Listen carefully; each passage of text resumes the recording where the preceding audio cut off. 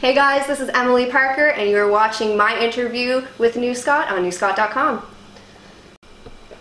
Alright, I'm back here with another New Scott interview, and today in studio I'm here with maritime wrestling referee, daughter of legendary maritime wrestling referee Frank Parker, Emily Parker. How are you doing today, Emily? I am fantastic. How are you? I'm good.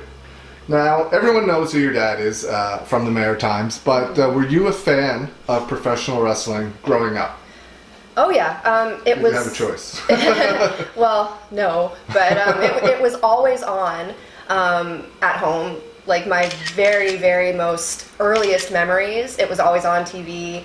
I remember looking at my tapes from when I was born, actually, and you can see Dad at the hospital, and he had like a Hulk Hogan bandana on.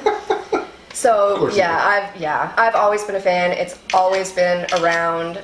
It's literally always been a part of my life. Who did you enjoy watching the most? I was a huge Undertaker fan, still am. He's probably my favorite wrestler out there. Shawn Michaels, Bret Hart, and then of course Edge and Christian came along, and so huge fans. Yeah. And the Hardy Boys, love the Hardy Boys. So yeah, probably those guys. I love characters, good characters, and the Undertaker just kills it. Like, all you have to do is hear a bell toll, and people lose their minds. It's insane. I love it. Now your dad had been reffing for Grand Prix. Do you remember when he started? Was it like the 80s or 90s? Oh, it was the 90s. Was it the 90s? Yeah. Okay. Yeah. You had definitely a different upbringing than most kids would have growing up, because your dad being in the professional wrestling business. When did you realize what your dad did? Well, I was probably around 5 or 6 when Dad first really started reffing. Like, I vaguely remember him going to training and things like that, but it was probably around 6.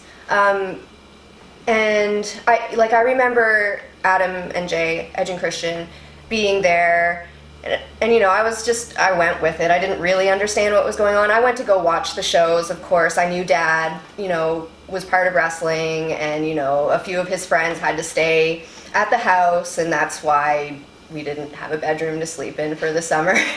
But I didn't really understand till I was probably about 6 or 7 years old. And, you know, I was old enough to start going to shows with my dad on my own. So I was around a lot more. I saw how things worked. And it was great. I was hooked after that.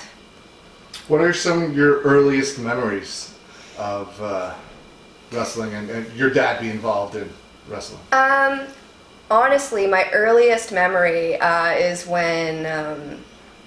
It was when Dad first started working for Grand Prix, and I just remember sitting in the living room watching TV, and Adam comes around the corner, and he was staying in my room at the time, and he would always ask me if he could go into my bedroom when I was awake.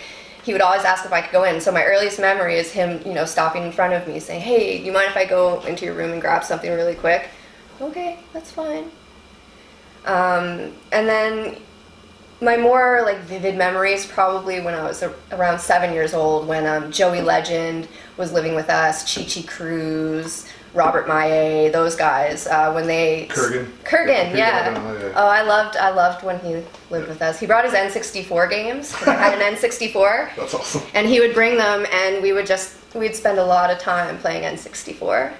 That was fun. But yeah, when those guys started coming around is when I really vividly remember everything. I grew really attached to Joe Legend growing up as a kid. I remember him, you know, walking me to school. He took my sister and I to the movies one time at the IMAX. We went and saw Tarzan. I'll probably never forget that. That was great. Yeah, those guys. That's awesome. Those guys. What are your earliest memories of going to shows for the first time? They would have been Grand Prix. Yeah. Truro, Legion Stadium. Yeah. I remember sitting we sat ringside then, and Dad was just like, you can sit in the front row this time, but after today, you don't sit in the front row because we don't pay for you to come here. Yeah. So, we got that. But I remember sitting in the front row, and Rip Rogers came out. And he had like this hot pink gear, and he was just so out there and over the top, and I was like, whoa, who is this guy?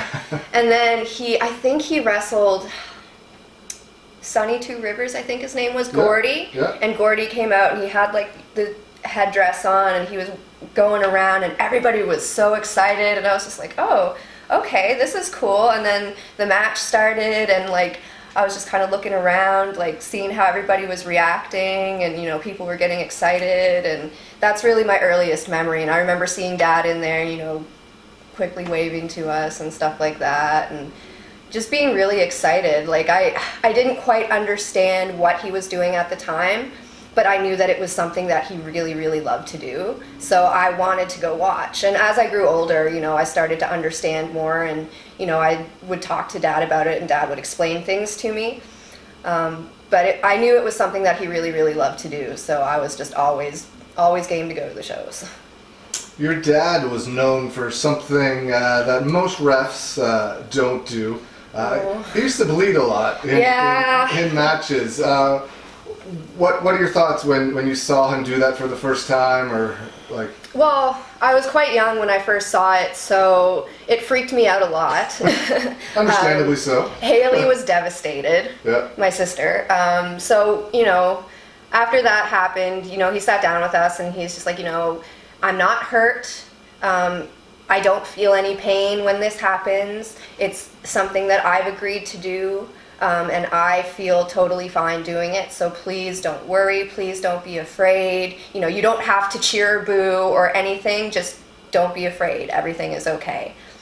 So after the first few times, it was less traumatic, of course, but like he would bleed more than some of the guys on the card, and I never really understood that part of it, but it really added to the storylines as I grew older, when I started kind of understanding storylines a little bit.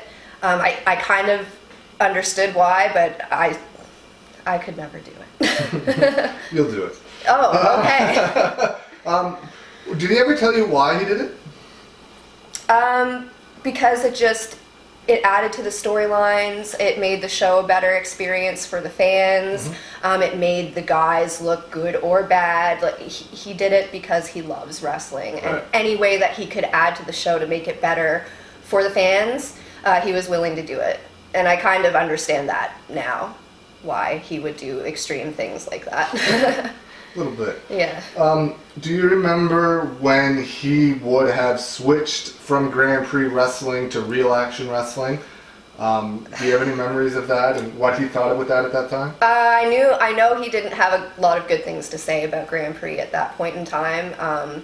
I was too young back then, though, to really ask about it and to honestly really care about it, But I know that it wasn't a very peaceful separation. Right. So that's really all I know about it. I never really asked. Did you go to the real action shows too? Yes. Yeah. Of course I did, and that's when I really started getting into ECW. Real Action did a lot of extreme things, so I was just like, oh wow, this is exciting. Yeah.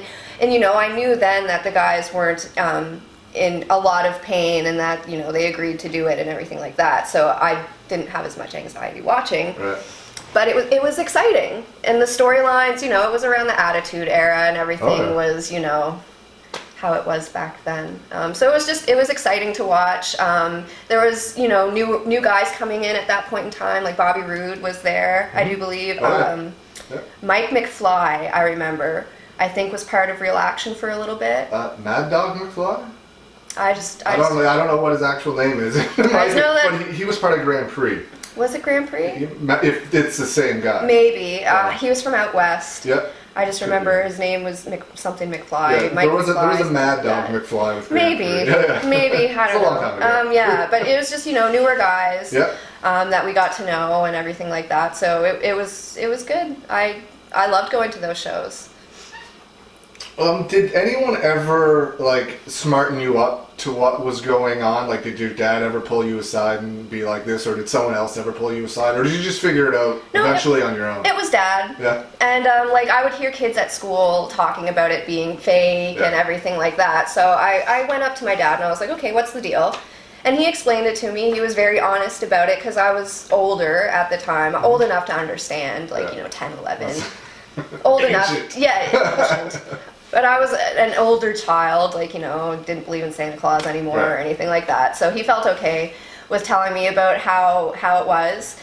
And I wasn't shocked by any means, but he was the one that told me about it. And I think he wanted to be the one to tell me about it instead of somebody else. What did you think when he explained it to you? Did he ruin Christmas? No. No, he didn't, because he explained it like a movie. Right. It's a live action movie. Absolutely. And he said, it's entertainment, there's storylines, but it's just a live action movie. And when he explained it to me like that, I was like, okay, yeah, that makes sense, and you're making sure that nobody's killing themselves out there for or, looking out for each other. Safety is always a thing. Yeah. So, I was cool with it. I still love watching it, so I wasn't devastated by it. Yeah, you didn't go to shows for a while and then started coming back sometime like around 2009 or 2010, is that right? When like Raven and stuff was here? Yeah. Is that about when you started coming back? Yeah. Like Marty Jannetty and... Yeah. Why did you stop going? Dad was having a lot of issues with his ankles, and he was having surgeries and everything like that. And at that point in time, that was our thing that we did together. So it just didn't feel right at the time for me to go and go to these shows, because I just didn't feel like it would be as enjoyable for me. And then Dad started working for Chuck. Yep. And so we started going to the shows again. And it just brought back a lot of really good memories. Yeah. So yeah, we were out for a few years, but it was just because Dad, was having issues with his ankles and everything like that. He wasn't around either for a while. No, and he was trying to get himself, back together with his health and everything like that. So I'm really, really happy that Chuck came along, because he gave my dad, that summer or two of reffing before he got diagnosed to be with his brothers and do what he loved to do. What are your memories of those shows after being away for so long? You attended some shows with with Marty Jannetty and Raven. I mean, you had been around all kinds of names previously, but coming back, being around those guys? Well, I was a lot older coming back. Yeah. I was 20 years old. So the first thing was Dad was just like, okay, you're an adult now, you're older. Do not make me look bad. Yeah. You will not make me look bad. You will not act a fool around these people. Okay, no worries. And we went to a show, I forget where it was, out by Economy, I think. UCW was having a show that Marty Jannetty was putting on, or Marty Jannetty was a part of. And that was the first time I ever really marked out, because I had loved Marty Jannetty ever since I was a kid. So I got to go in the locker room and meet him, and that was amazing. I couldn't speak at all, and I think I have a picture on Facebook where we're hugging each other, and I'm like, so that was cool. And then I started getting to know the other guys that were there, like Troy, JP, Chris Cook, those guys. Back then I called them like the new generation of wrestlers, because before them, like it was Gary and Mike and Peter. So, I got to know these guys, and they were great. My dad developed a really, really great relationship with Troy. And that means a lot to me, that they were able to have such a great relationship and work matches together. It was fun times. Being older, I was, allowed to be around more after shows where people would, get together for a few drinks, and I got to hear more stories and more experiences and things like that. And then that's when I kind of was just like, oh, this would be fun to be a part of, right? And I remember mentioning it to somebody one time, like, even if I just only ever got to ref one match, it would just be cool to see what it's like. And that got shot down right away. So I didn't think about it again. I was like, oh, all right then. But yeah, probably when Dad started working for Chuck is when I was really just like, oh, this is cool. Yeah. Like, this is really cool thing to be a part of. I think it was 2014. I don't know how much of this you actually know how it happened, but maybe you know it all. I don't know. I think it was 2014 or 2015. Jason Mosier, the guy that runs Wrestle Center, approached me and Rick Doyle, who wrestled as Trash Canyon, about wanting to do something special for your dad. Yeah. He gave me the money. Jason Mosier from Wrestle Center gave me the money to go get a trophy made so we could induct your dad into the Canadian Wrestling Hall of Fame. I contacted Greg Oliver, who runs Slam Wrestling, to see if we could use his name, because that's a big thing. Like, he has his Hall of Fame. He agreed to do it. He was all on board. I was supposed to present it to your dad, but the show we were supposed to do it at, he unfortunately wasn't able to make, and then I was in the States on the show that he did make, so I think Rick ended up giving it to him. What do you remember what that meant to your dad? It meant the world to my dad. He loved wrestling so much, and he really did everything he could to be a positive influence in the wrestling community. And I've heard nothing but good stories about him from everybody over the years. So the fact that he was just recognized by his family, it meant the world to him. I remember him calling me, because I wasn't able to make that show. I had to work. And I just remember him calling me, and it was so hard for him to articulate how he was feeling. He was so choked up, and I know he was bawling his eyes out, but it truly meant the world to him to have that. We still have the trophy at my mom's house. It's up on the shelf with his boots. That's awesome. Yeah. And another thing about your dad, Edge talked about your dad in his book. Calls him Frank the Tank Parker. I remember you told me one time that your dad had that page like bookmarked in Edge's book. I would too. What did he say about that when that came out? Oh, he was just like, oh, well, if you turn to this page, you'll see somebody that you recognize in this book. And I read it. I was like, oh, that's really awesome. Like, not only the fact that it was my dad, but the fact that maritime wrestling is mentioned on this platform is pretty cool. So it was really nice. Reading about Bad News Brown. That was probably one of Dad's greatest friends that he had made, was Bad News Brown. That's awesome. So, just read. It's not a huge part of the book or anything like that, but like just reading those few paragraphs about how they would always be trying to make News laugh in the ring during the match and everything like that. Like it was really nice to read. Do you have anything else you want to say about your dad before we move on to you? Well, because he was a huge part of the scene for, I don't know, like 20 years or more, like, or very close to it. This has been a part of our lives for, well over 20 years now, I think. So, he was a huge staple, and, he did a lot of really, really good things. I wish, obviously that he was still around so that I can take from him what he gave, but, he did a lot of great things. I miss him a lot. I wish he was around today to see the growth in the independent scene, especially with UCW in the past year. I think his mind would be blown. Me too. Okay, I remember I first met you as we became friends in 2010. It's almost been 10 years since we've. I was thinking about it yesterday when I was talking to you about doing this. And I'm like, man, I'm old. Well, even before then, I remember you. I've seen you around. Yeah, I was 12 years old. And you were always around. But we started talking in 2010, and I remember you even back then saying you thought it would be cool to sometime ref a match or get involved. It wasn't. When did you ref your first match? What year? 2016. 2016, okay, that's what I thought. So that was even 6 years before that. What was it about it that even back then that you thought you wanted to do it? You said at least one time. Well, aside from the fact that my dad got so much joy out of it, the fact that I would be able to be in the ring amongst the action without having to actually put myself through a lot of it, and enforcing the rules and having that control, like, I just thought, that would be really cool to try out without putting my body through a whole lot. Right. Yeah, why not? Did you ever think about becoming a wrestler, or was it just referee? Honestly, I wasn't even thinking about becoming a referee. I thought, honestly, that it was going to be like a one-shot deal, something Right. I'd get to try out one time, and that was it. But no, I never really thought about wrestling. Like, it looks like it hurts.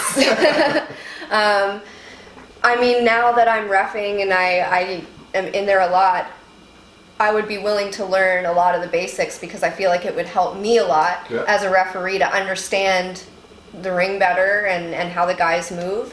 But I never thought, like, oh, I want to wrestle. Yeah. When and why did you decide in 2016 that this was it? I'm going to try to do this. What made you make that decision? I think timing had a lot to do with it. I was going through some major changes in my life at that point. Still trying to get over the loss of my dad. I had gone through a really crap breakup. And then, I was, seeing somebody new. So there was a lot of life changes going on. So when the opportunity arose, I said, why not? I'm doing all of these new things. I'm making these changes in my life. I've always wanted to do this, and it was, shot down. So why not? Right. Let's do it. The first time you reffed was a Vision Pro show for Dick Durning. You reffed Madison Miles and Miss Gia. I did. Ali Zwicker. You weren't there to ref. Why were you at that show in the first place? Because it's nowhere near where you live. No, because I heard that the Vision shows were a lot of fun. Yeah. And I just wanted to go to more shows, and I think at that point I had offered to do merch for Sabotage. Yep. So I was just like, yeah, like, I'll just come with you and do merch if there's a spot in the car, because I know how the car works. Right. If there's a spot, then that's good. If there's not a spot, all good too. Yep. So I think I offered to just help them do merch whenever there was a spot available, and I remember I was with Justin, and this was around, we were first dating and seeing each other, and he had asked me, what I thought about reffing, and I was just like, I'd love to do it, but, I've been told nobody really wants a female referee, and he's just like, well, that's stupid, whoever told you that. And then the next day, he's just like, look, I was talking to Dick Durning, and he's, willing to let you ref a match if you're wanting to do it. Yeah. So I was just like, yeah, sure, let's do it. You went in there with like little to zero training. I was going to say little, but you had none. You had no training beforehand. Who told you what to do before you go out there? And how was that explained to you? Yeah, so we got to the venue, and the ring was still being put up at that point. So Justin was just like, okay, go watch how the ring is being set up, offer to help carry the ring inside, just so you know how everything works. He's the one that really smartened me up to the whole, like, the ring is your office. Yep. You're in there more than everybody else most of the time. Know the ring well. So, I watched how it got put together. I helped set up chairs, everything like that. And then once the ring was set up, Matthew Pettifer arrived. And he's the one that got in there with me. He told me the basics of, where to be, what counts to do when, and everything like that. So it was like a crash course in reffing. And then, there's always the expectations there as well, because at the end, it's like, well, you're Frank's daughter. You know what to do. No. No, and actually doing it is very different. Yeah, it's right? totally different, like, I thought I was a lot faster than I actually was. Yeah. I thought I was in a lot better shape than I actually was. So it was a huge learning experience for me actually getting in there and having to do it. I'll never forget my first pin that I ever had to do, and I went in a big circle around them, and then I got down. Yeah. And I was just like, wow, Yeah. okay, this is how it is. Yeah. It was a first match, like any other, so. Now, as far as I can remember, well, there's never been a whole lot of females in the Maritimes in general, wrestlers or referees or anybody really. So that was the first time that there was 2 women wrestlers and a female referee in a match. What did that mean to you? And do you remember if Madison and Paige had any feelings towards that? How it was the first all women's everything on the show? It was emotional. Because there's a picture of you guys too, right? There is a picture of us, of all 3 of us, and it was. I didn't really realize it until I saw that picture. Yeah. You know, I felt it, and I finished the match, and we all hugged each other, and we cried because it's a cool moment. Yeah. It was the first time it had ever happened in the Maritimes, so it was really emotional. At that point, anywhere, not even just the Maritimes. That's true too. Yeah, that's true. Yeah. So it was emotional for us, and it was my first time there. So it was special. It was really special. I'm glad I got to do it with Madison and Paige. My first match ever being all women. I think that's awesome. But yeah, seeing that picture, it really put it into perspective of what we're trying to do too. And the women can enforce the rules. That's right. Yeah, whoever told you that was a bad idea or that was stupid, has absolutely no idea what they're talking about. No. In my opinion, maybe I don't know what I'm talking about, but it should be no different. I mean, there's female police officers out there. Absolutely. If they can enforce something, you can enforce pro wrestling, right? Absolutely. There's no difference. No. You have the authority when you put that shirt on. Mm-hmm. You're in charge. So. Yeah. And it's a pretty cool feeling. It's entertainment, but it's something that I don't normally get to do. Right. So it's cool to step out of that box. And growing up, I was always very shy. So this has actually brought me out of my shell quite a bit, and so I'm very thankful for that. It's funny. It's done the exact same thing for me too. When I first got involved in wrestling, I couldn't. If you asked me to, in school, if you asked me to go up in front of the class and present a project, it was my worst nightmare. Now I'd be doing it standing on my head. It doesn't bother me at all. Yeah, no, it's okay to be in front of people now. Yeah, so it's done that for me too. Yeah. What are your thoughts on Dick Durning giving you that opportunity? It means more to me than he will ever even realize. He gave me a chance, and it's because of him that moment got to happen. So I owe so much to Dick Durning, and he's just an amazing person as well. But he gave me a chance, and it's worked out pretty well so far. It's great. Have you seen that match? Was that match filmed? Were you able to watch it? I haven't watched it. I think Malco had footage of it, and he never sent me the video, but he just gave me some feedback. But I would be curious to see it. Yeah. So what are your memories of the whole? You said a little bit where you did a circle, the count to 3. What are your memories? Do you have a lot of any memories about that first match compared to what you do now? The difference? I was just really overthinking everything. That first match, I was so concerned about being in the right place at the right time, and just being awkward with movement. I felt like a bull in a china shop, kind of just trying to stay out of the way, but still try to look authoritative but not awkward. It was really hard for me to grasp that at first, and now now that I've been doing it a while, it's just natural. I don't even have to think about it. Well, I do have to think about it, but it's just, it's a lot more natural, and it flows a lot more now. After that Vision Pro show, who did you ref for next? IHW. IHW? Yeah. How did that booking come about? Was this in the spring of 2016? Yeah, May. Okay. Yeah. So the Vision Pro show was May 7th, 2016. And earlier on, in December, my mom and my sister and I had gone to Florida for Christmas. It was our first Christmas without Dad, so we decided to go to Disney. And I remember just standing in front of the Magic Kingdom Castle as the fireworks were going off, and Peter Smith sent me a message on Facebook saying that IHW wanted to do a memorial show in May for my father. So I was all for that, absolutely. Didn't think too much of it after that. So we were driving back here from Fredericton, the day after the show, and I get a message from Kevin Tyler, and Kevin Tyler basically said, okay, so I see that you're reffing now. I saw that you reffed a match last night. How do you feel about reffing a match for your dad's show next weekend? Yep. So that's where that booking came from.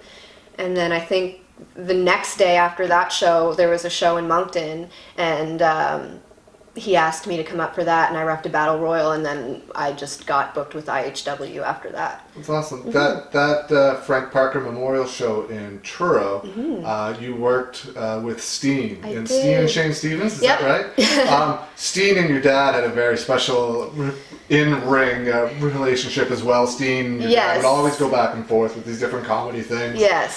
So what did that mean to you to get in there with Steen, who's someone, again, like Troy, had a special relationship with your dad? It meant a lot to me, especially being in my hometown, getting to ref somebody that my dad had a great relationship with. And Shane, I've known Shane since I was a kid, right. So the fact that it was somebody that I'd grown up with and that, I care about as well. You knew him outside of wrestling? Yeah, his sister Chantel and I were best friends growing up. We're still friends now. Right. She lives out west, actually, but we were best friends growing up, and Shane was big brother, so he was always around too. So I've known Shane a long time. Okay. Yeah. Was that the first time your family saw you ref? Yep. What did they think when you told them you were going to do it? Why? No. kind of. My mother was really concerned about my safety, of course, and I totally understand that.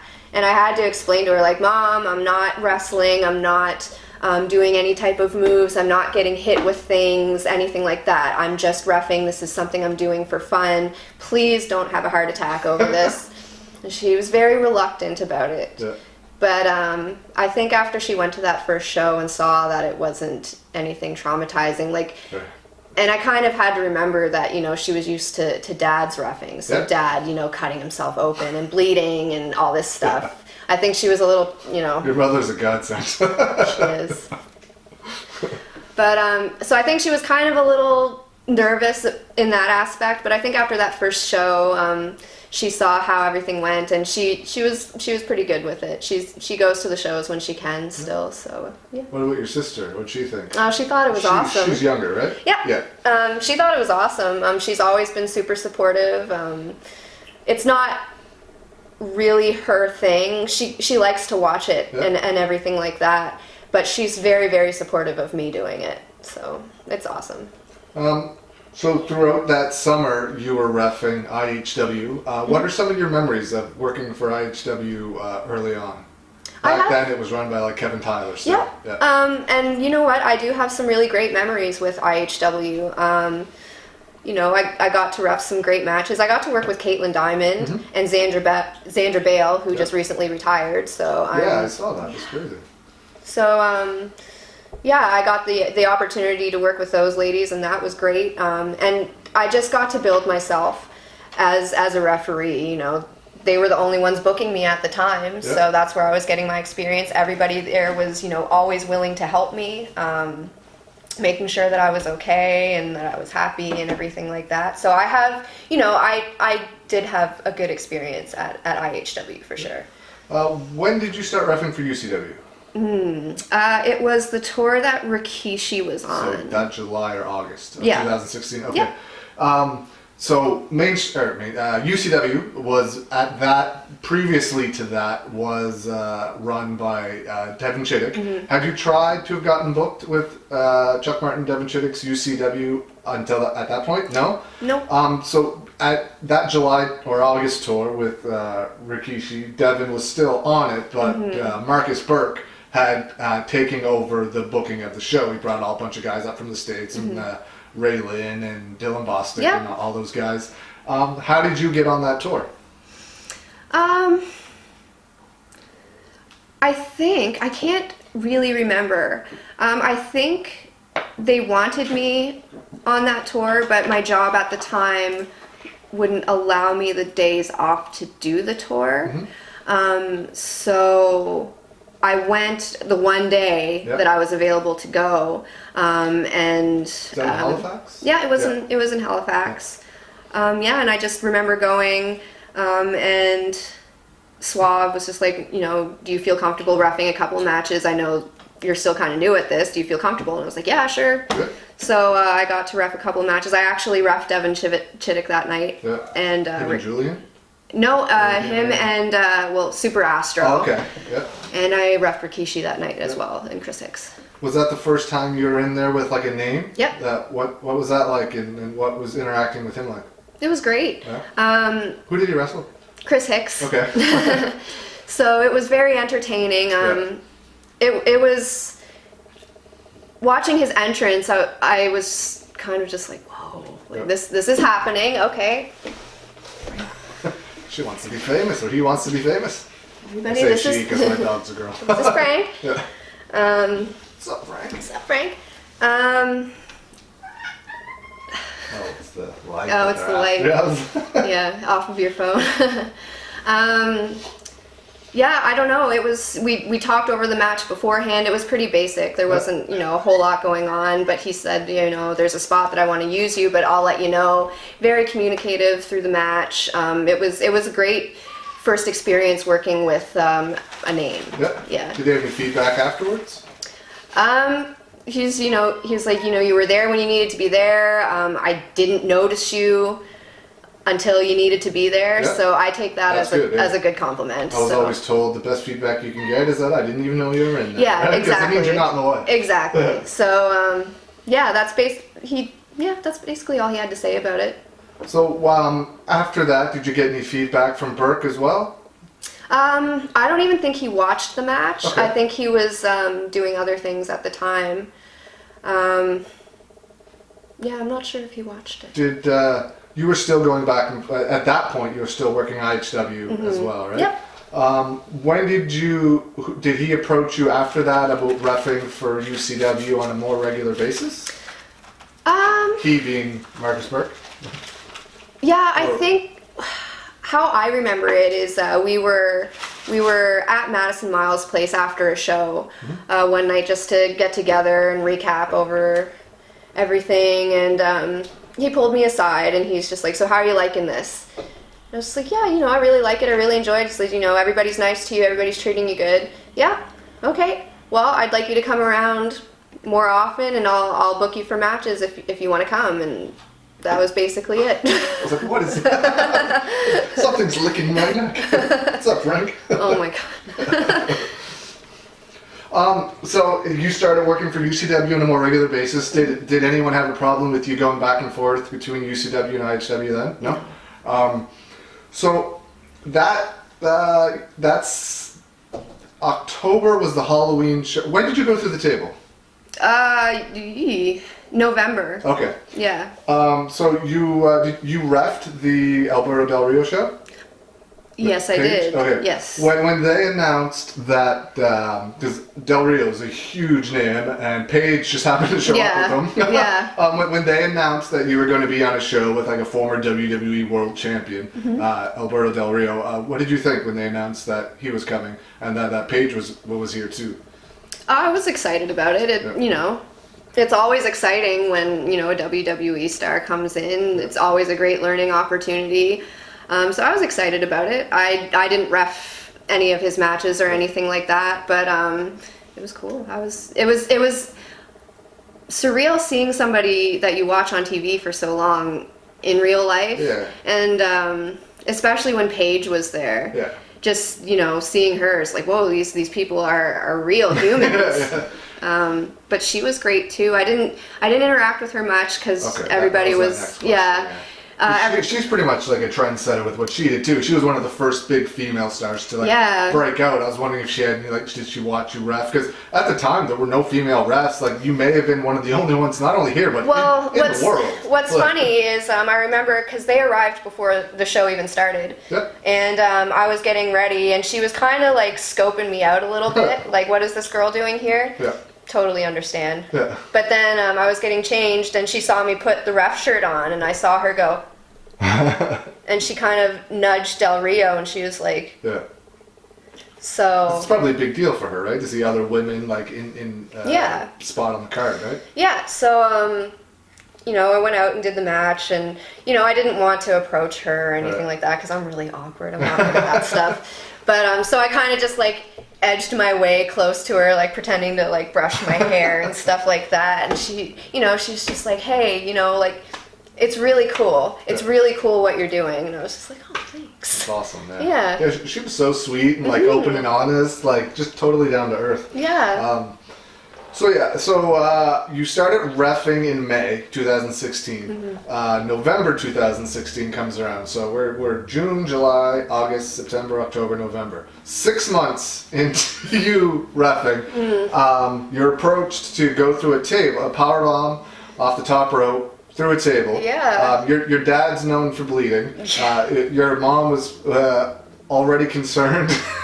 Yeah. And now you're approached to go through this table. Who approached you about it, and what were your original thoughts? Originally, Justin brought up the idea to me. Yeah. And I said that I was willing to do it.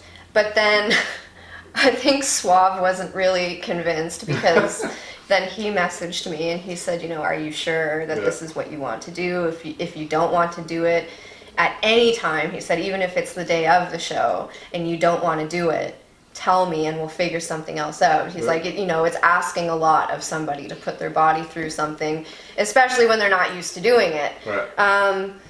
But, you know, like I said earlier with my dad, like anything to give a better experience to the fans, it really added to the storyline and the heat between Justin and Joey at that point in time. Yeah. So I felt like, you know, it was no question for me to do it. Yeah. It's not really something you can go over ahead of time. Nope. Like, you can go over a lot of spots and stuff before a match, but being powerbombed from the top rope through a table is not really something you're going to go over. No, absolutely not. So, how did you and Joey, Greaser, talk about it? Spades was in the ring as well. Yes. Yeah. So, before that even, everybody got together at Greaser's place, and we discussed the match, we discussed the spots, everything like that. So we made sure everybody was good with everything in the match. And then the day of, there wasn't really a whole lot that you can do. So, you know, we set up the table in the corner, and, you know, Joey got up on the top rope and I got up on him, and, you know, we positioned it how we wanted it and everything like that. But that's really all you can do. And then you just got to do it. Did your mom know ahead of time? Nope. What was her reaction? How did she find out? She found out through her best friend, who was on Facebook. Yeah. I didn't tell her because I knew it was just going to be a headache. Yeah. And I hate saying that, but trying to justify it to her, it wouldn't have happened. So I was just hoping that I would, you know, be able to bring it up to her. But that didn't happen. So I just... she never said anything to me for about a week after she found out. And then I go home for a weekend, and she's sitting there, and she's like, no, I just want to ask you a question, and I don't want you to get upset. Yeah. But what were you thinking? And I was just like, oh, I don't know what you're talking about, Mom. She's just like, oh, I think you know what I'm talking about, Emily. How do you think I felt seeing my daughter get driven through a table? And I was like...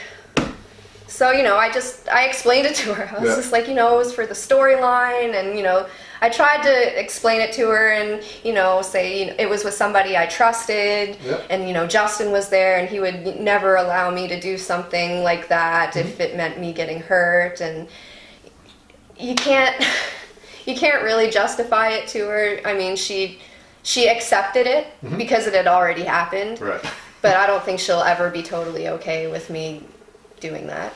Ask for forgiveness, not permission. I mean, from my perspective, it looked fantastic. It looked really safe. How did it feel to you? Well, I mean, going through a table and getting slammed into a wrestling ring doesn't tickle. No. But honestly... By safe, I mean it was injury-free. Yeah, injury-free. Yeah, it was injury-free. I could have tucked my chin in a little bit more, so I kind of rocked my neck a little bit after we hit, but that was really the only thing. Other than that, it was fine. Yeah. Silas Young was on that show too, Ring of Honor guy. Did you get any what was the feedback and reaction when you came back through the curtain? Everybody said it looked really good. Yeah. And then everybody told me I was crazy. Silas Young told me that I had balls. Yeah. He's like, you've got a set of balls. It's not wrong. Yeah. He's just like, that's, that's a lot to take on for somebody that's still quite green to the business. And he's just like, it went really well, and that's, really good. Yeah. So the feedback was good. Yeah. It got a little flack from some of the veteran wrestlers in the Maritimes. What was said to you about that? Basically that there's no need for it and that it didn't make any sense. And how I feel about that is that originally, when that first came out, the only thing that came out was that clip of me going through the table. The actual match itself hadn't come out yet. Yeah. So I feel like maybe if they had have watched the match and maybe had have looked into the storyline behind the moment, then maybe it would have been a little more accepted. Yeah. Maybe. Because it wasn't the first time a female that was put through a table. Like the Dudley Boys back in the day put all the women through a table. They put Mae Young through a table, like off a stage. Like, how does that make sense? You know what I mean? But storyline wise, that was their deal. Like, I had no problem with it. Were you upset that those guys didn't really get it, or were upset with it? It stung a little bit, especially because it was from two of my dad's really good friends. Yeah. So of course I wanted to be like, oh no, like please. But at the same time, I understand. Yeah. Everybody's going to have their opinions on how things should be, and either way, I respect both of them. Yeah. So, I mean, I totally understand where they came from with their opinions, and I respect that. So after that spot, that was in November, you didn't ref again or come for UCW until the 10th anniversary show. Did you still ref IHW in between? Yeah, sparingly so. Yeah. Like they kind of wanted to keep the whole, she crippled her back, she can't do much, and that's fine. I get why you're out, but did you miss being in there? Like, did you want it? Like, you were only reffing for 6 months. You were missing some shows. You're missing some like much needed experience time in there already. Like, what did you think of that? It sucked. Yeah. And I missed being in the ring, but I was also growing very attached to everybody at that point as well. So I just missed being around everybody too. Like, you didn't even come to the shows. No. Or at least here you didn't. Nope, I stayed out of sight. Yeah, proper thing, old school. Yeah. So the 10th anniversary show rolls around. It was a TLC match between Darkside Express, Darkside Express, and Sabotage. And you do a run-in during that match. How was that pitched to you, and what are your thoughts on how that match played out?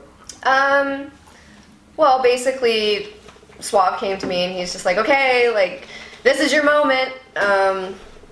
He's like, I want you to do a run-in for this match, and, this is what I want, everything like that. So I was, I was good with it.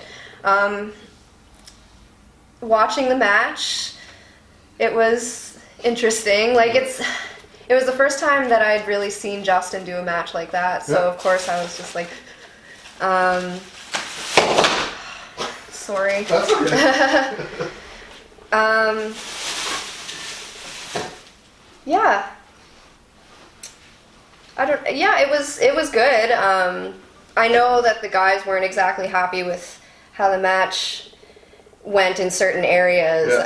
But I think it tied the whole story together nicely. It was a good way to end the feud. The boys won the titles, so that was a great thing to be a part of as well. Were you nervous at all about doing something else other than reffing, like doing your first run-in as not a ref, as you? I was. I remember Covey was sitting back there, and I was just like, please just tell me when to go. I don't want to miss this. Please just let me know.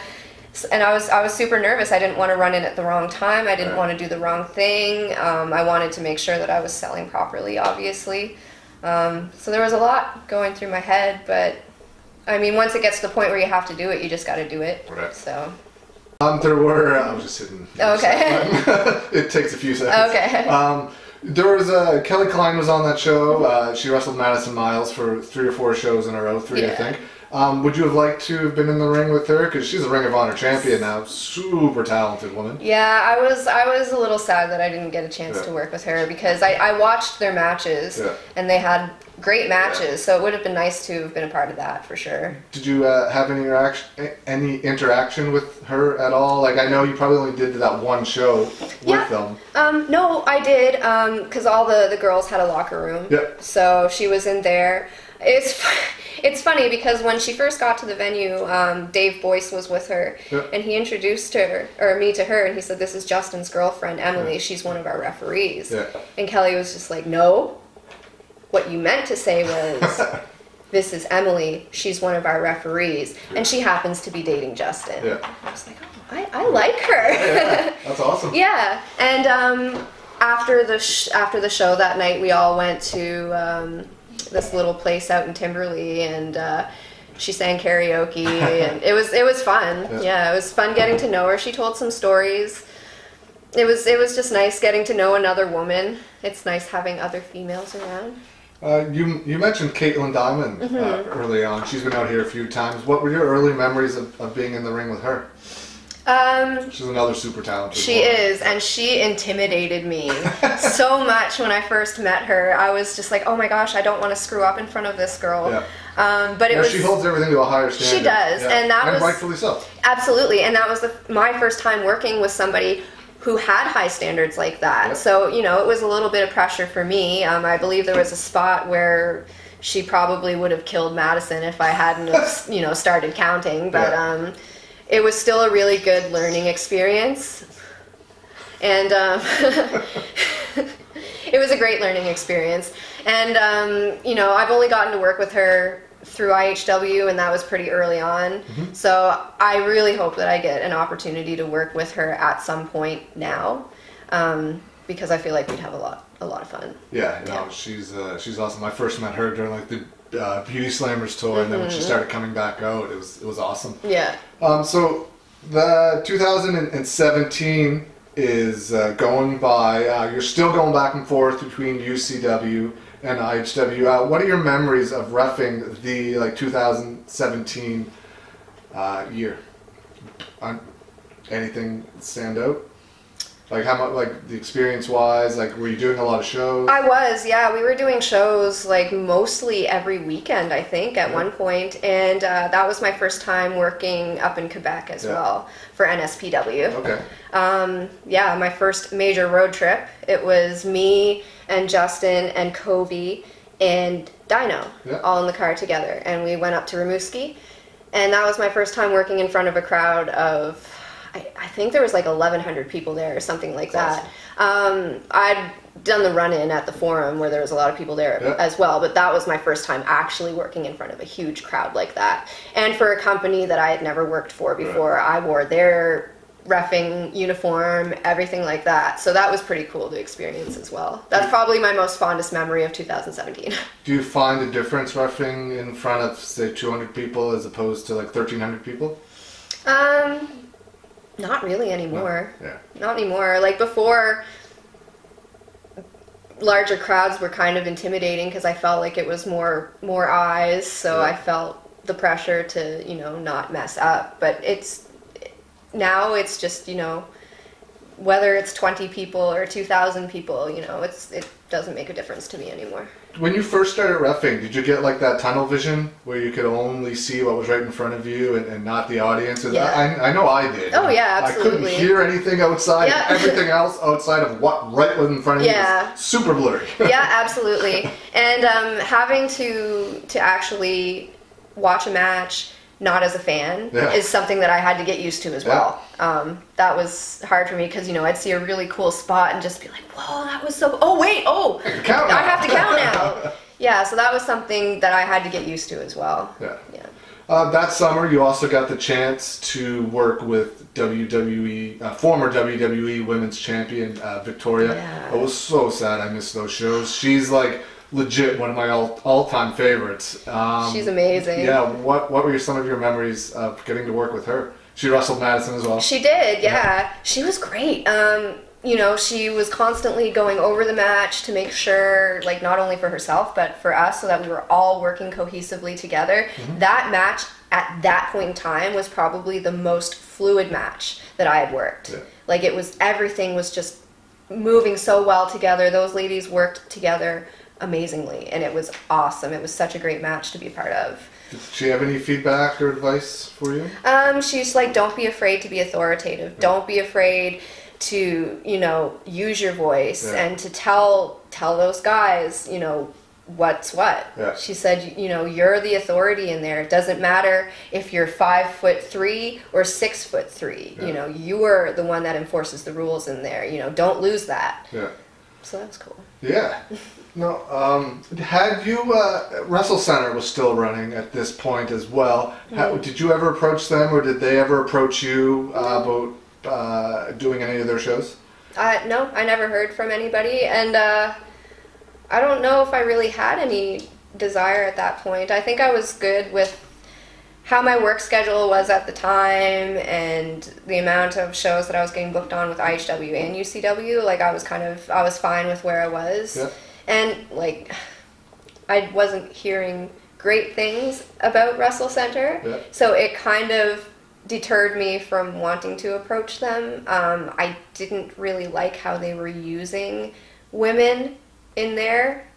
Yeah, so, I mean, I had a blast there, but that's the one thing that I didn't like either was, I got along great with the girl, but she wasn't trained, and it's very dangerous to put an untrained person in. Like, and it's not up yet, but I did an interview with Madison on the weekend, and she talked about how they wanted Winter to kick her in the head for as a spot in the match, and Madison was like, no, we'll do this, and I totally get that, right? Because she's not trained, and I'm sure Winter, she was probably just nervous too, and was like just doing what she was told, right? Absolutely. I'm sure she didn't want to be like, all right, Madison, I'm kicking you in the head. No, there's always three sides to every story. And yeah, I didn't like how the women were being used, and it kind of made me nervous about how I would be used as a female. Right. It's very easy to over-sexualize women in this business and not take them seriously, and you know, as a referee, that's my one thing is to be taken seriously. So that's not something I kind of wanted to debate, I guess. Were you dating Justin while he was working with Wrestle Center yet, or did that start happen after? No, Justin and I started dating March of 2016 officially, I guess. Like we met in the summer of 2015 at the show Jim Joyce put on in Tatamagouche. Okay. That's where we first met. But we didn't actually start dating till March. Okay. So no, I wasn't dating him when he was working at Wrestle Center. You went to at least one Wrestle Center show. I went to. Was it? How many did you go to? I remember you being at the Cody Rhodes one. Yeah, I went to the Cody Rhodes one. I stopped in at the show where Samoa Joe came because I remember the match coming. Or the run-in? No, the run-in, because I remember coming in because you met me at the door. You were just like, "There's nobody here. Like, come on." So I met you at the door, and the place was packed. I remember. So you grabbed a chair and told me to stand on the chair against the wall, and then all of a sudden, like the lights go out, and out comes Samoa Joe, and the whole place is like, and I was just like, holy moly. So I was there for that one, and I think I was there for one or two with Dad. Yeah, okay. Yeah. The last one I remember you there was like Dick Durning gave you the opportunity to ref for the first time, and you were there the night he beat JP for the IFWA, the Wrestle Center title. I don't know what IFWA stands for. What did you think of that moment? Because to me it was really cool to be able to share that with him. Yeah. I ran in from the crowd. I kind of 1, 2, 3, and we left together through the crowd. So it was really cool for me to be part of his moment. Yeah, I felt like a proud sister, you know, like it's seeing somebody you care about accomplishing something really awesome. Like, how can you not feel happy about that? And knowing that he gave me my first opportunity, it just meant that much more. And I mean, reffing his retirement match this past September too, that really meant a lot as well. Yeah. We'll get to more of that here in a minute. You just mentioned one thing that made me think of something. You were talking about women being sexualized in wrestling, how it's very easy. When you first started reffing, you wore shorts. Yep. And then switched to pants. Yeah. Why the switch? Because I just wanted to be taken more seriously as a referee. And I really do believe that you have to look the part in order to be taken seriously. I was getting tired of getting catcalled, going out to the ring. And I remember during a battle royal for IHW at one point, I was in the corner trying to focus on the match, and this group of guys was just catcalling me and catcalling me and catcalling me to the point where Suave called me over to him to help him. Yeah. And he was just like, what are they saying? Are you okay? So I was getting kind of, you know, I was nice over that. Yeah, absolutely. He's always had my back. Yeah. So I've got no problems with him. Yeah, no, he's amazing. Yeah. He's amazing. I'm sure we'll get into that more as well. Yeah. So I'll save the gushing for later. But yeah. No, that's all he gets in this. That's all he gets. No. Screw Swamp. Yeah, so I was getting sick of that. I just, you know, I was starting to take myself more seriously in that role, so I wanted everybody else to as well. Right, So that makes total sense. They don't wear shorts on the WWE refs. Don't wear shorts on television. And if you want to make yourself follow somebody, it's going to be them because they're the best at what they do. And even Suave said to me, he's like, yeah, you know, I think it's time for you to wear pants. Yeah. And I was just like, yeah, absolutely. So that fall, Marcus Burke announced that he was no longer going to be wrestling for IHW, who was going to be exclusive to UCW. At that point, were you still going back and forth? Yeah. Were you still reffing IHW? I was. Was there anything said to you about, at that point, of not working for IHW? Nope. No? Nope. I was free to work wherever I wanted. What did you think when he said that he was no longer going to be a part of IHW? It's clearly a loss. Super talented. Absolutely. And at that point in time, I didn't really know Suave that well, but I did know that if he was leaving, then it was probably for a good reason. Yeah. I've heard so many different stories of what happened in that situation, and like, you know, what happened. Everyone has a different story. Everybody has their own story of what happened. Yeah. But I respect him for what he did. He felt like he wasn't being utilized properly, and you know, he made the decision that he made. Once again, no matter what decision he made, I'll always have respect for him. Yeah. When did you stop reffing for IHW? When was your last show? Oh wow, I can't even remember now. Did you ref for them at all last year, 2018? So no. That would have been your last show too. Yeah. Like not intentionally at that time. No. Why didn't they bring you back in 2018? I really have no idea. After everything went down with Kevin Tyler, I was never asked to come back. Okay. Yeah, so Kevin Tyler ran it, just for people that don't know. Kevin Tyler ran it. Something happened with him, and he was no longer a part of it, and it was taken over by Brody Steele, Sandra Taylor, Chris Glydian, and Titus and Julian. Or at least Titus. And they never contacted you to go back up? No. Why do you think that was? I honestly don't know. Maybe they had people that were right in Moncton that were available to them instead of having to get me to come all the way from Nova Scotia. There could be a lot of contributing factors to it. Was Squishy on those shows? Squishy was ref for IHW too. He was for a little bit. Yeah. I know he did a couple shows for them, and then he stopped working for them as well. I'm not really sure what happened there, but he did ref for them for a little bit. There was, I don't know if you were a part of this or not, but there was one show right around where everyone stopped going back and forth, that whoever was working for UCW at the time was in the IHW locker room, and they said that they were like made to feel uncomfortable. And Madison said the same thing, but the opposite. She was with IHW, and when she was leaving UCW, she felt uncomfortable in the UCW locker room because she was an IHW girl, and vice versa. Were you a part of the UCW people that were in the IHW locker room? I wasn't. You weren't there? No, I wasn't there. I know the people that were there, obviously. Okay. I know one of them was Squishy. Right? One of them was Squishy, yeah. Okay. So 2018 comes around. You're not working IHW anymore. You're just working UCW here. Are you working for anybody else or just UCW? I work for New Breed out in Okay. DeBert, Yeah. hometown churro. Yeah. But yeah, I'm basically just between UCW and New Breed right now. Okay. So 2018 rolls around. The 11th anniversary show is announced.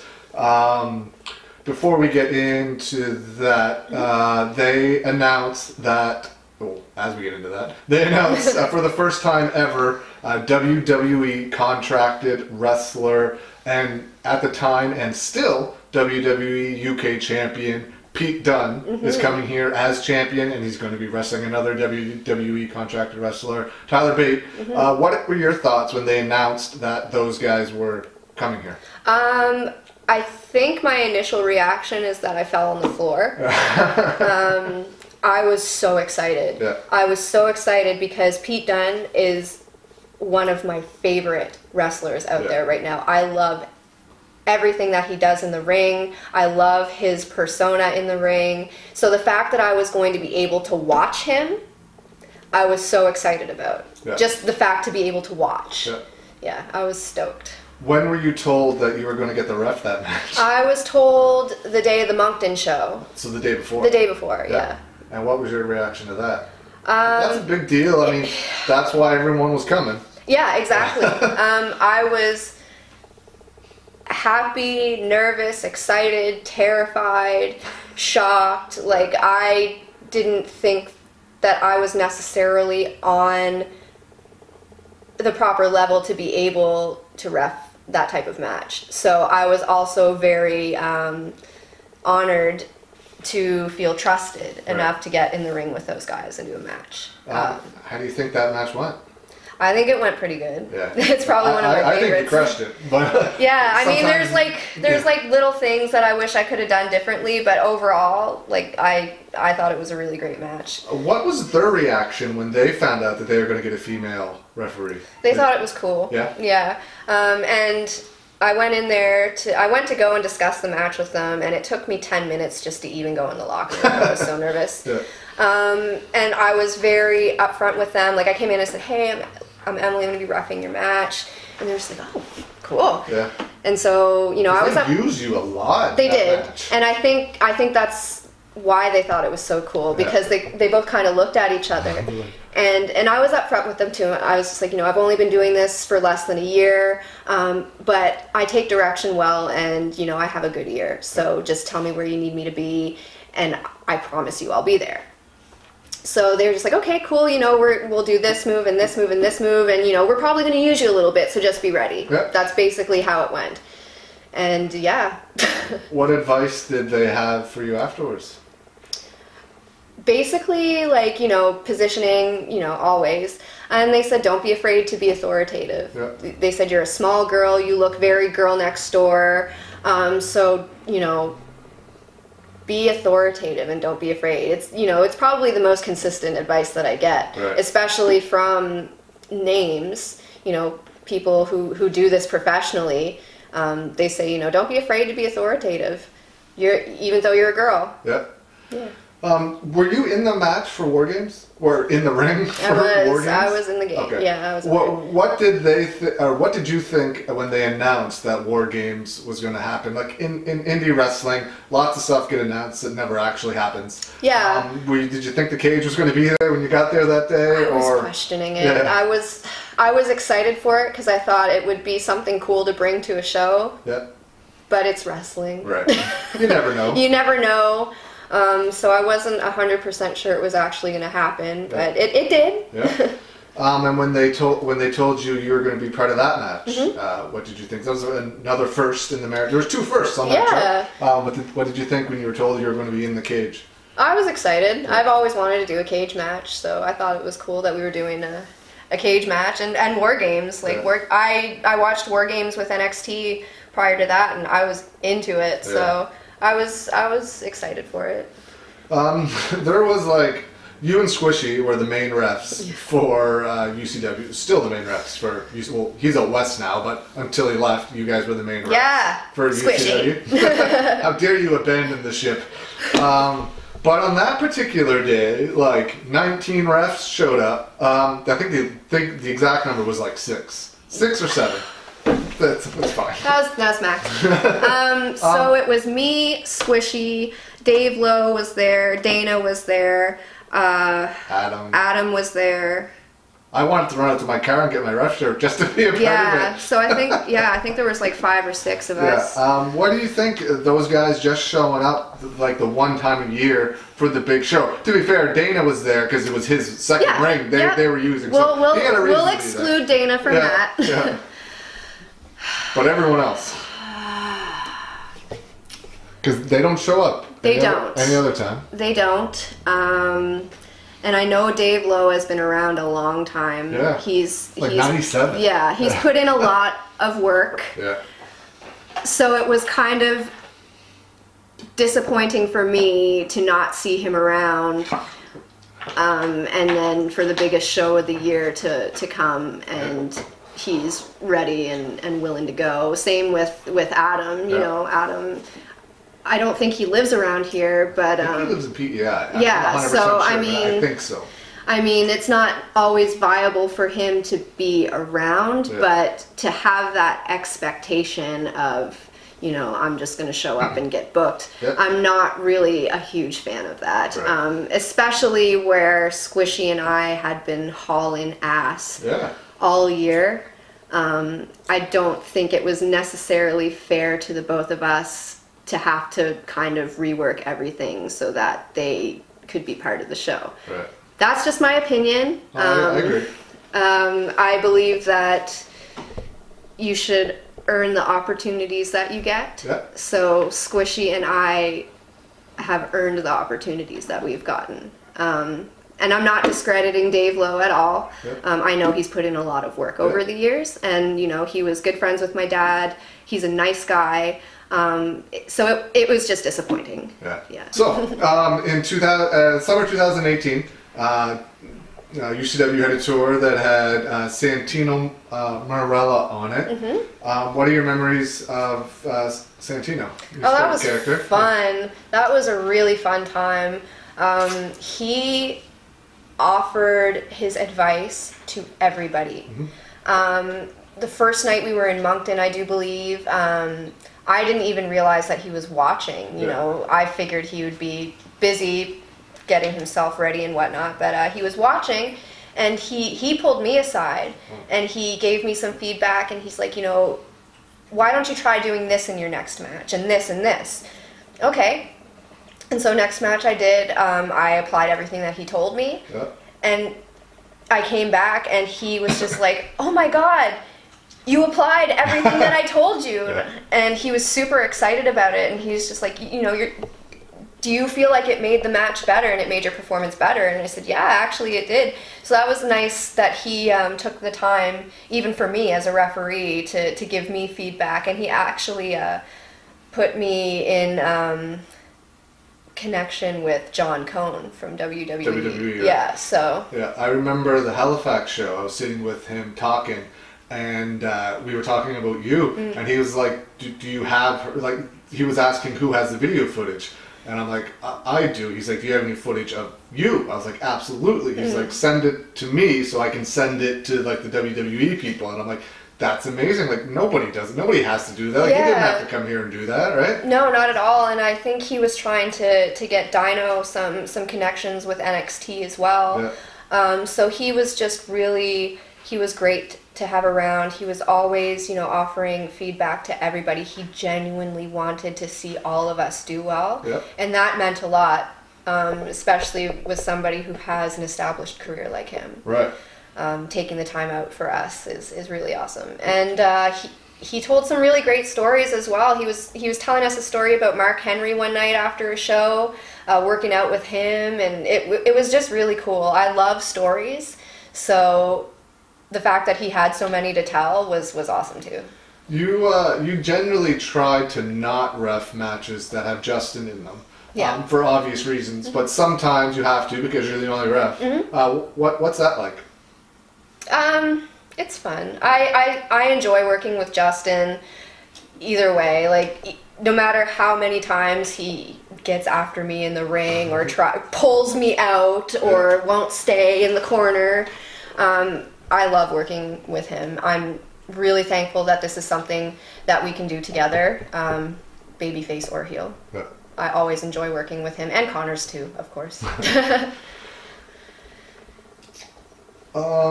What you just mentioned that Santino put you in touch with some WWE reps. I know that you're in touch with a couple of them.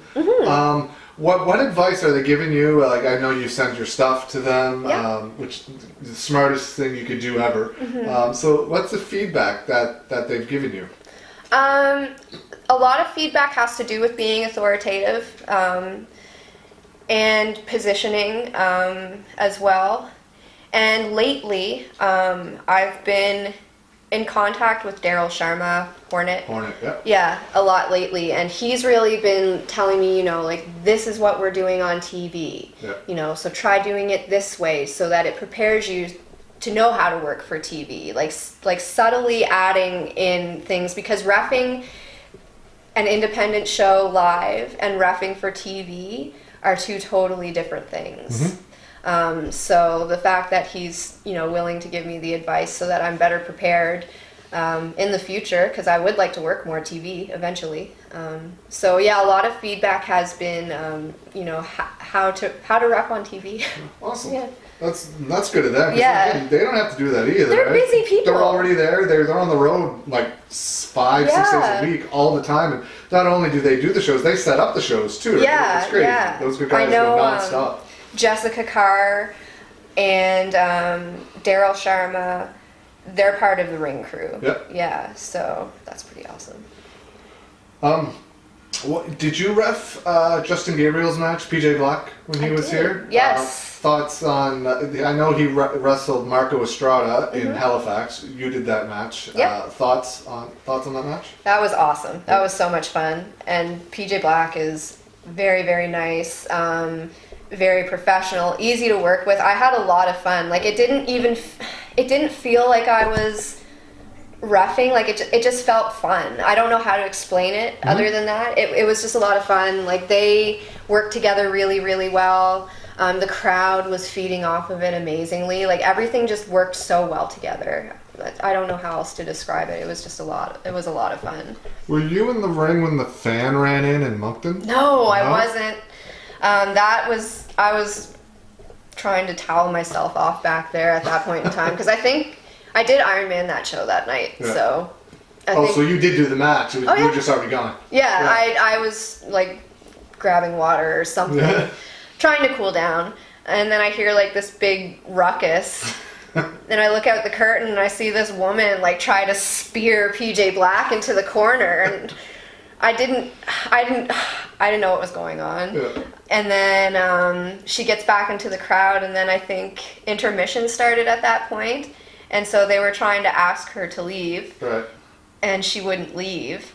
And I think Mark Doucette, Suave's dad, and Justin and Connors maybe ended up having to physically carry her outside. That's crazy. Yeah, that was interesting. Yeah.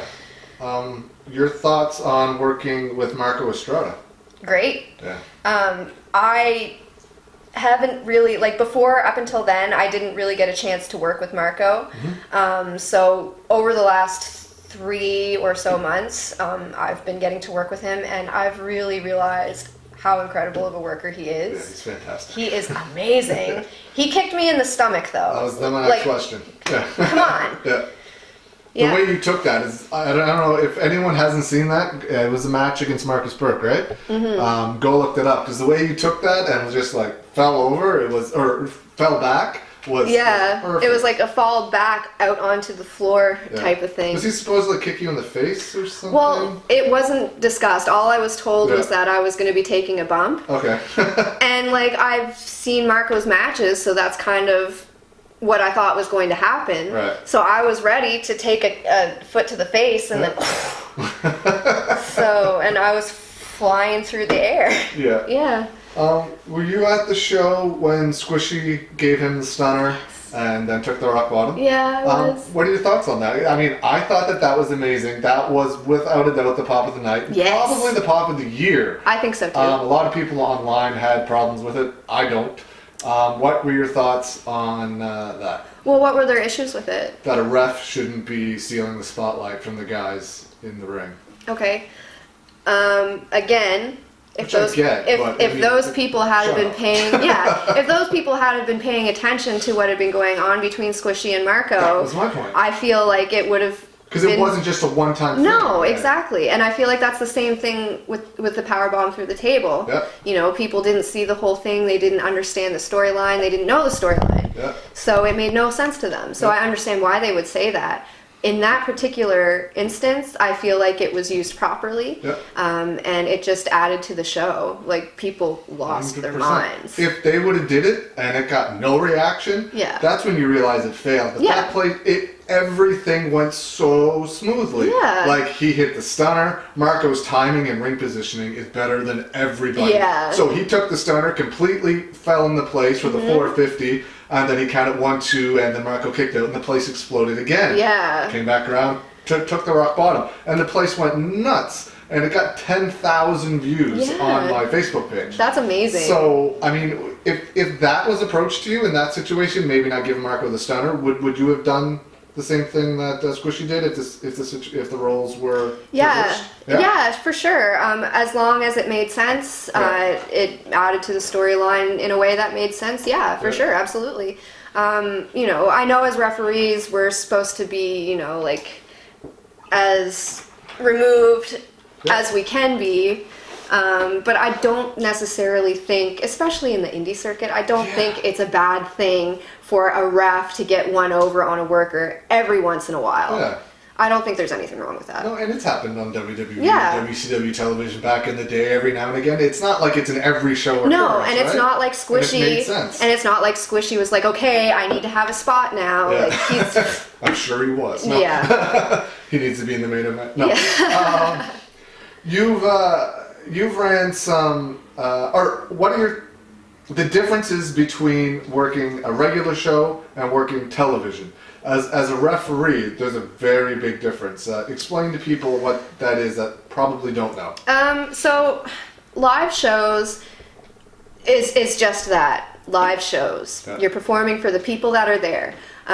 So there's not as much pressure on, you know, having to be facing a certain way so that the cameras can see. Yeah. Hard cam is a huge thing I'm learning on TV. You have to know where it is, and you have to make sure your back isn't to it. Yeah.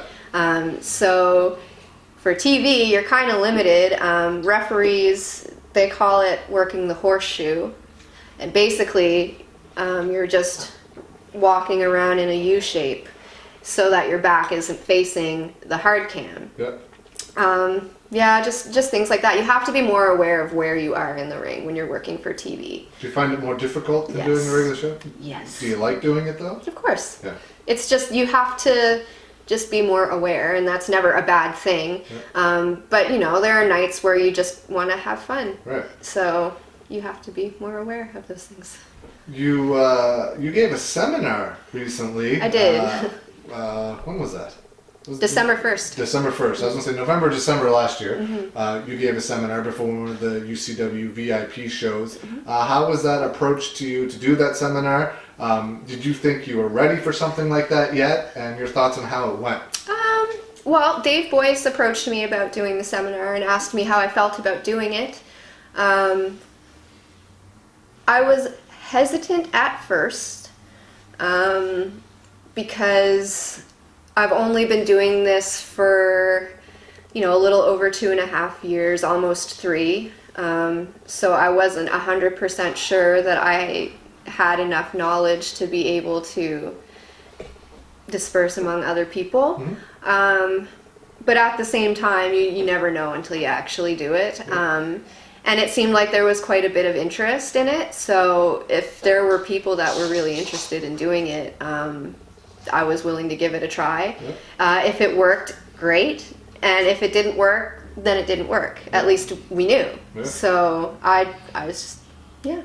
I just thought, why not? Let's try and see how it goes. How did you think it went? I think it went pretty well. I was able to use 2 of the guys in the show that night, Ricky and Pete. So I was pretty happy about that. Well, most refs, yourself included, never went to a training school. Most indie refs don't go to a training school because it's not something that's like ever available. There's wrestling schools, but there's never a place for a ref to go learn. They're generally just thrown out there for the first time and you learn on the job. Do you think that it should be that way, or do you think that a ref is an extremely important part of the show? Do you think that refs should be properly trained before they get in there? Yes. Because we're another means of safety for the guys. You know, we're supposed to be watching out for their safety. So if we don't even know how to move properly, that's a problem. That's a huge problem. And, you know, it kind of makes me feel like the role of the ref isn't taken as seriously in those instances if there isn't training schools being offered. You know, I get a lot of, you know, oh, well, reffing, it's easy. All you got to do is count to 3. And it's so much more than that. Way more than that. It's so much more than that. So, you know, it kind of makes me feel like the reffing role isn't being taken seriously enough yet to open, like, extra training outside of it. But I do believe that if able, referees should be properly trained. Is that something that you would be interested in doing? Is putting on like a referee school? Like the ring is set up now most of the time. Is that something? Not right now. Again? Oh, no, it is. It's there. I just don't know if that's something I'd be willing to do right now. I haven't even really worked outside of the Maritimes yet. So if that was something that I was ever thinking about, it wouldn't be till a lot later until I've expanded. I've been doing it for a little bit now, and I've gotten a lot of really awesome opportunities around here, but I haven't had the chance to expand yet. Is that something you're interested in doing? Absolutely. Where would you like to go? Anywhere. Anywhere? Anywhere, Anywhere that'll have you? Sure, yeah. States, overseas would be great. I'd even like to work across Canada. I would like to see more of Canada. I've gotten the opportunity to see all of the Maritimes now, but I would like to see all of Canada at some point. Are you working towards that, or not actively right now? But I mean, there's always the future. Right. Before we go on to some other stuff here, we got some fan questions here. Cool. Got a couple of them from Dan Johnson. Okay. In your opinion, who is the greatest WWF/E ref of all time? The greatest ref of all time? Yeah, or best ref ever.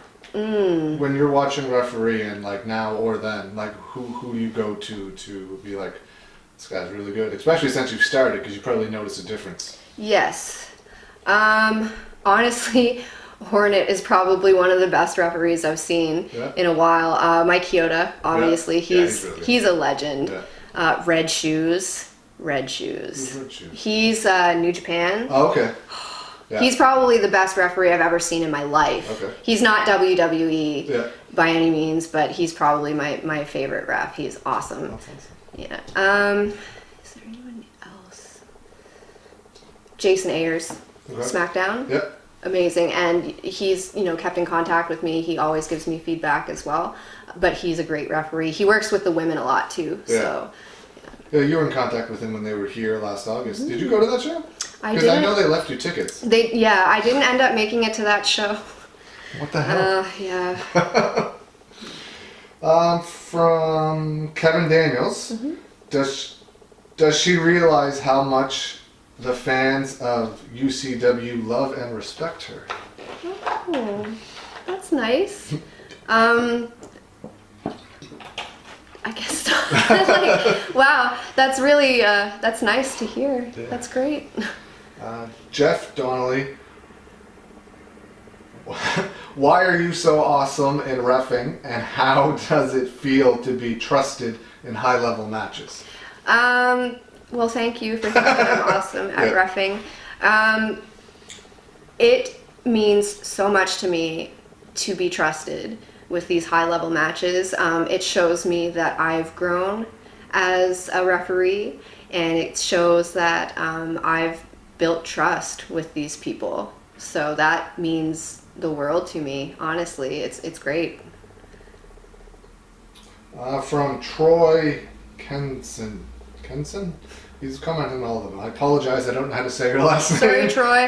Do you know who he is? No. He films or for either NWE or MSW New Brunswick. I'm not sure which. I know it's one of them. Okay. But he's a camera guy up there.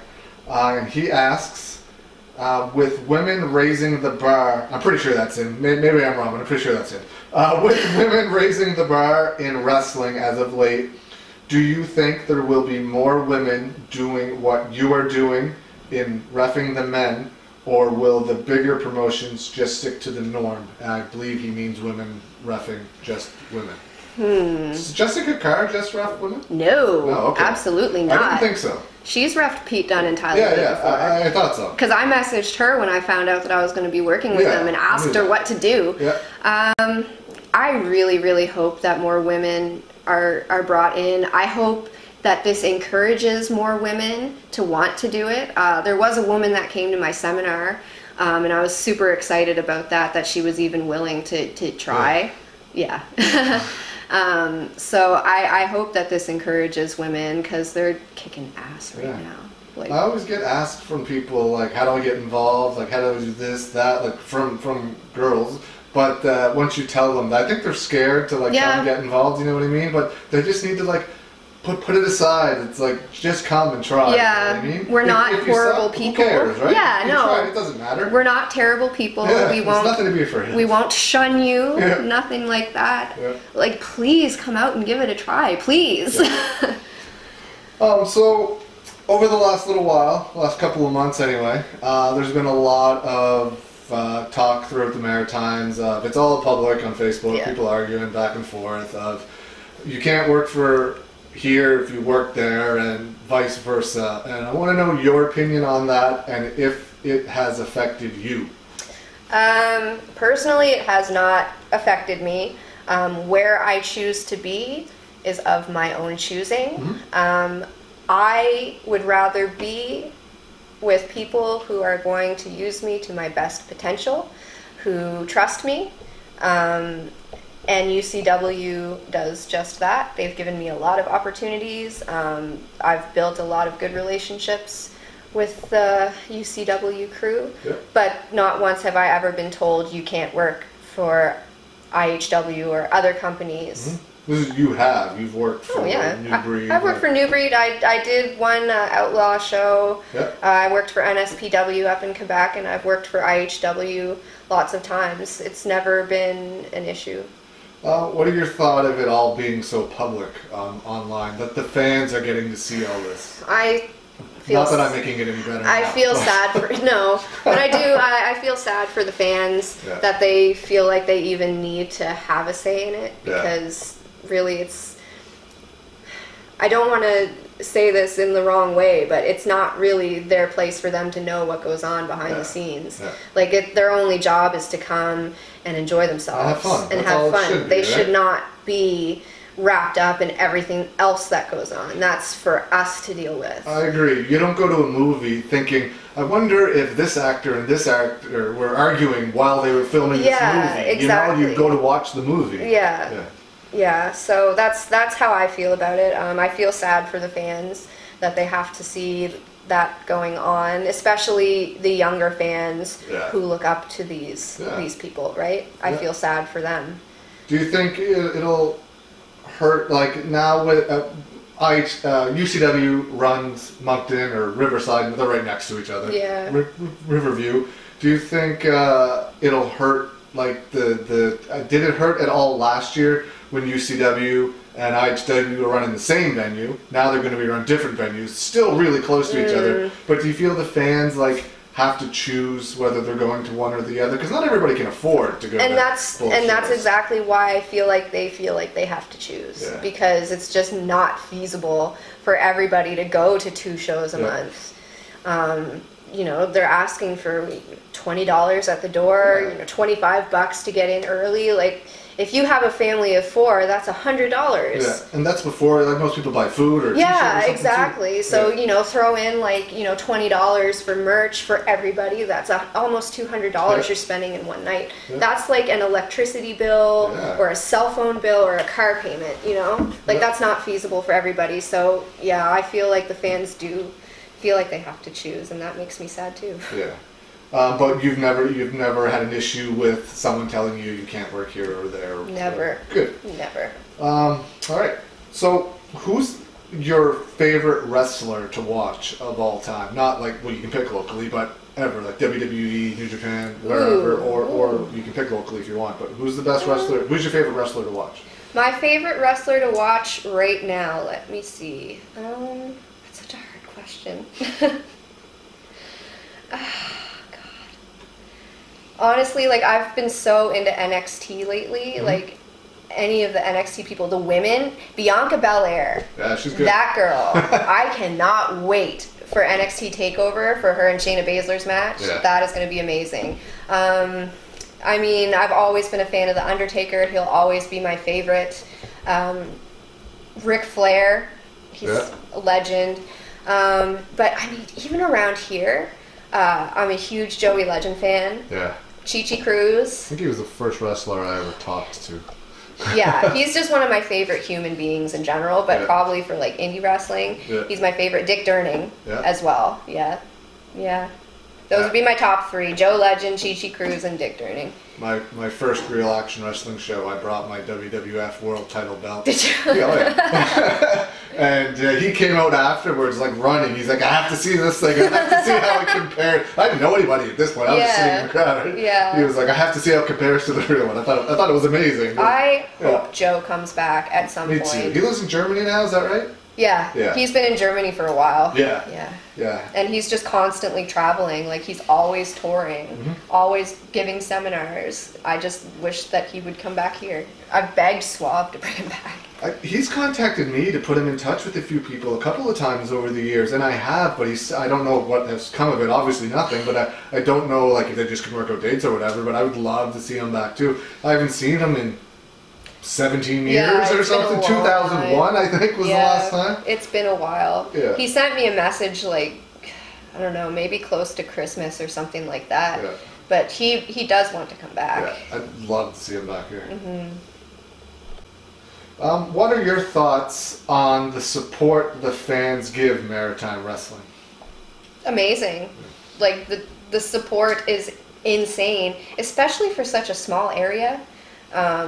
The support that the fans give is great. They're always buying the merch. Even, the Support Maritime Wrestling merch, like you see it everywhere. I remember I was taking the bus somewhere. I was at Mumford, and I saw a kid with a Support Maritime Wrestling hoodie on. Yeah, it's cool, and I've had people ask me about it. I think we have amazing fans here in the Maritimes. We're really, really lucky. What are your thoughts on the support they give you? Being the only female, well, I guess there's more now, but being essentially the only female ref in the Maritimes. It's really awesome. Everybody has awesome things to say. I love having little girls come up to me at shows now.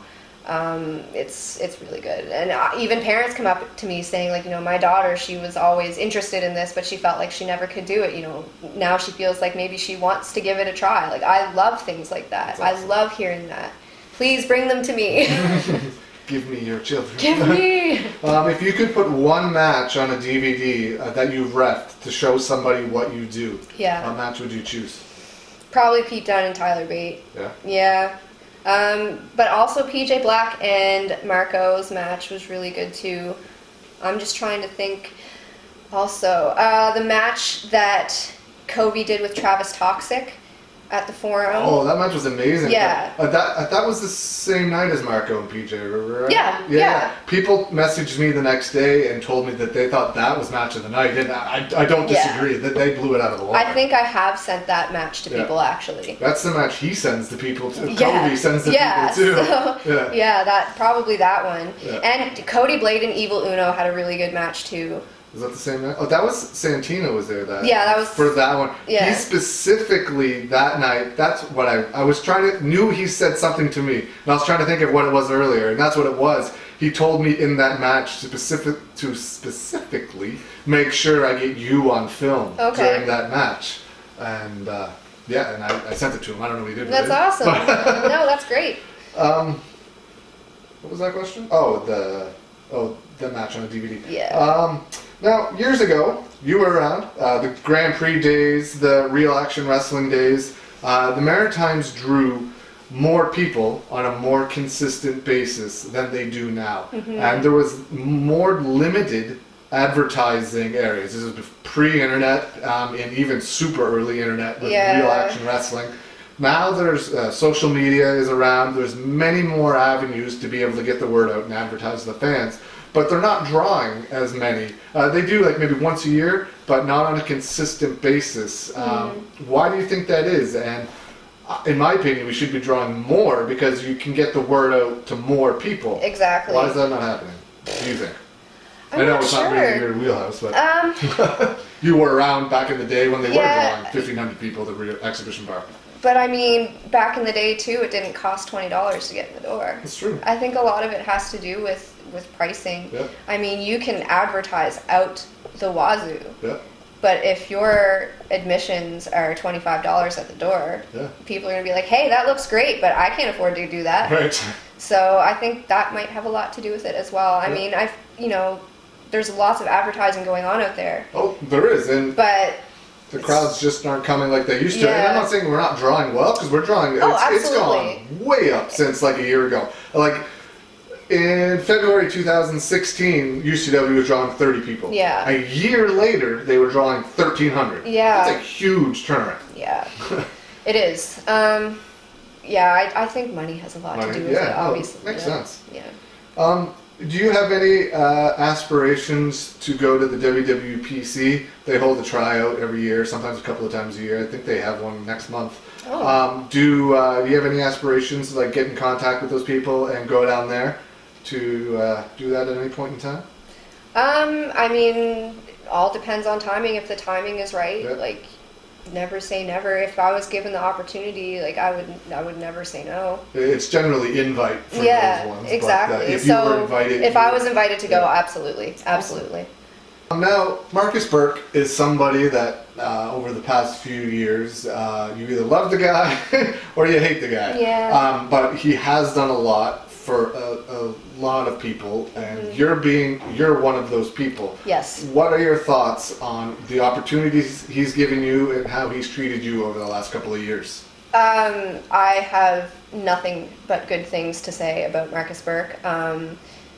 He's given me a lot of great opportunities, and he's trusted me with these opportunities as well. And I don't know if he realizes how much that means to me to be trusted. I Ironmanned quite a few shows the past couple of months. He easily could have found somebody else to help me out. Yeah. But he trusted me to do it on my own. So that means a lot. He's always made me feel like a part of the crew, especially when I was first coming around too. I was still shy, I didn't know everybody. Right. He never once made me feel like I wasn't part of it. He checks in with me regularly to see how we're all doing. Whenever he's in town, he always invites everybody to get together. Like, he really cares a lot about us. Like, I really feel that he cares. He genuinely cares for all of us. And the amount of heat that he has been taking, I feel, he's doing it because he doesn't want us to be taking all of this heat. Like,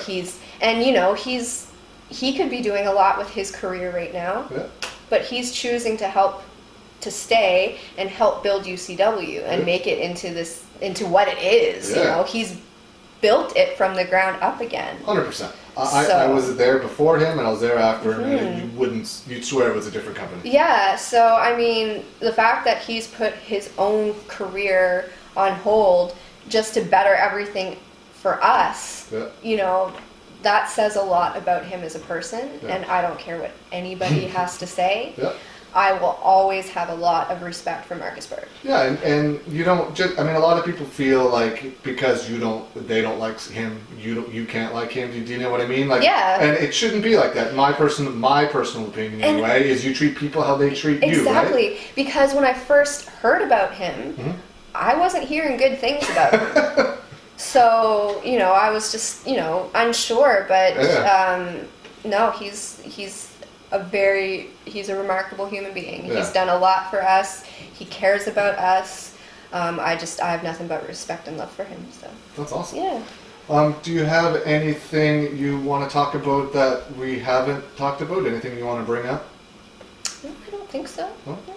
When or where can people see you ref next? Like, what shows do you have coming up? So February 1st is the UCW VIP show, or February 2nd? February 2nd. February 2nd. Yeah, February 2nd. Yep. Yep. So I'll be there. And then you can catch me in Moncton and in Halifax for UCW, because we have Brian Cage coming, and it's going to be amazing. March 1st and March 2nd. Yep. Yeah. March 1st in Moncton, March 2nd in Halifax. Yes. Is your social media public for people to follow you? It is, yeah. How do they follow you? You can find me on Facebook at Emily Marie. That's it. And you can follow me on Instagram. It's Emily with 2 Y's, Parker 902. Yeah. My Instagram is public now. I changed it to public, so go ahead. You can follow me. And if you have to friend request me on Facebook, I'll mostly always accept. So yeah. Mostly. Mostly. I'm still waiting for it now. Well, this was a long time coming for us.